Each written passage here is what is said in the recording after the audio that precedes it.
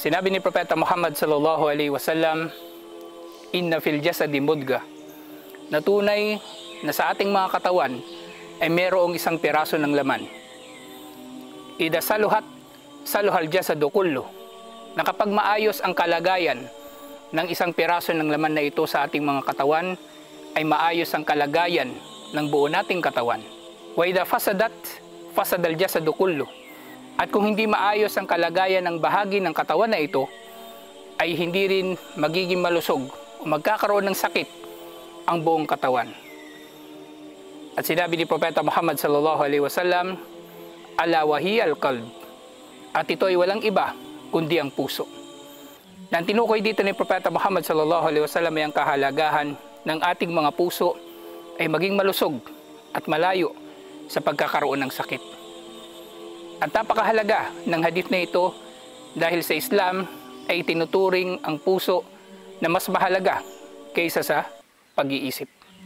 Dahil sa puso, dito dumarating ang gabay ni Allah subhanahu wa ta'ala na kapag nakabukas ang ating mga puso, ay nabubuksan din ang ating mga pananaw at nabubuksan din ang ating mga pag-iisip. Ang gabay na siyang pinakamahalagang biyaya ni Allah subhanahu wa ta'ala sa mga tao.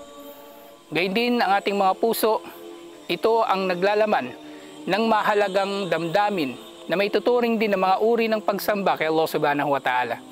Nasa ating mga puso ang pananalig kay Allah subhanahu wa ta'ala at nasa ating mga puso ang takot kay Allah subhanahu wa ta'ala at naririto rin siyempre ang pagmamahal at pag-asa sa mga biyaya ni Allah subhanahu wa ta'ala. Kaya ang puso na dalisay at malinis mula sa pagsamba sa iba paliban kay Allah subhanahu wa ta'ala, na dalisay at malinis mula sa pagkakaroon ng mga maling damdamin o masamang damdamin laban sa kanyang kapwa, ito ang malusog na puso. Ito ang puso na dalisay na tumatanggap ng gabay mula kay Allah subhanahu wa ta'ala.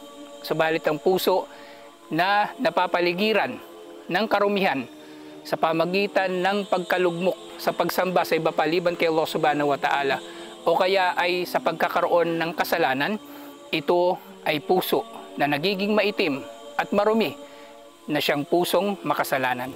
Ayon sa sinabi ni Allah subhanahu wa ta'ala, "Kalla bal rana ala qulubihim ma kanu yaksibun." Bagkus ang kanilang mga puso ay binabalot ng ran.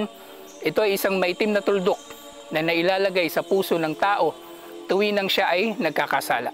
Nang ibig sabihin, kapag ang tao ay tuloy-tuloy na nagkakasala kay Allah subhanahu wa ta'ala at hindi siya humihingi ng tawad kay Allah subhanahu wa ta'ala o nagbabalik loob sa kanyang mga kasalanan, ang kanyang puso ay nababalot ng itim o kadiliman at ito ang nagiging dahilan ng pagtigas ng puso. Na sinasabi ng mga scholar, ang pagtigas ng puso, ito ang pinakamasahol na parusa na maaring ibigay ni Allah subhanahu wa ta'ala sa tao. Dahil ang matigas na puso, ito ay puso na hindi tumatanggap ng gabay. Ang matigas na puso, ito ay puso na hindi natatakot kay Allah subhanahu wa ta'ala.